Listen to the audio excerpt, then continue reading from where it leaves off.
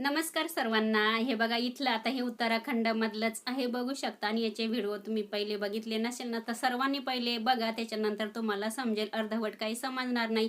आता हे आपलं केदारनाथ मंदिराच्या पाठीमागचा हा परिसर आहे, बघू शकता.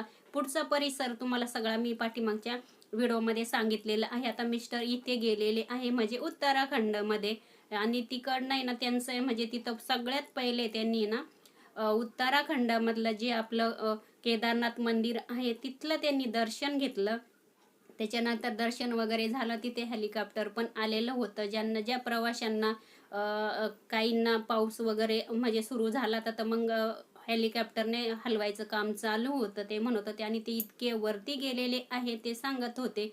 कारण का तिथलं आहे ना, म्हणजे जे आपले ढग जे आहे ना ते अगदी असे जमिनीमधूनच निघतं असं वाटतं, इतके वरती. ते आता ते सांगितलं त्यांनी, माझ्या लक्षात नाही राहिलं किती उंचावरती गेलेले आहे. त्यांनी अगदी बर्फळ भाग आहे. तिकडनं ते मस्त गाडीनं आलेले आहे, बघू शकता. आणि आल्यानंतर त्यांनी संध्याकाळी इथे छान असं हॉटेल्स घेतलेलं आहे. हे बघा, आणि बाहेरचा परिसर तुम्ही बघू शकता, एवढा सुंदर आहे. आणि हे जे आहे ना हिल्स स्टेशन आहे. इथलं नाव आहे हे उत्तराखंड मधलं हिल स्टेशन. आणि बाहेरचा परिसर बघू शकता, एवढं छान आहे. आणि हॉटेल्स मधून इथे बाहेर बघण्यासारखं सुंदर असं आहे.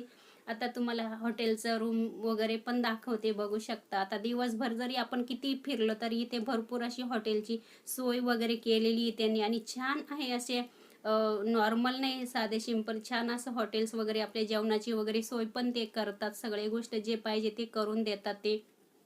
खालीवर त्यांनी बंगल्या टाईप असं बांधलेलं आहे. हे बघा, रूम पण खूप छान अशा सुंदर आहे. चला आता इथे ते थांबणार आहे आणि त्याच्यानंतर ते परत आता फिरायला जाणार आहे, बघू शकता.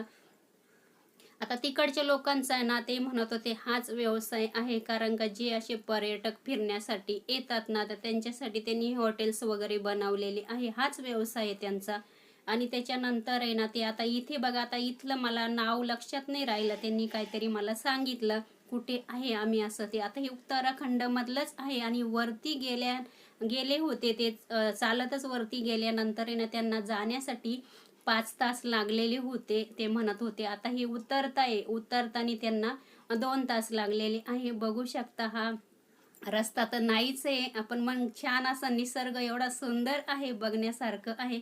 तरी पण आपण विचार करतो का का असे पर्यटक किंवा लोक असे फिरायला जातात. तर खरंच छान आहे.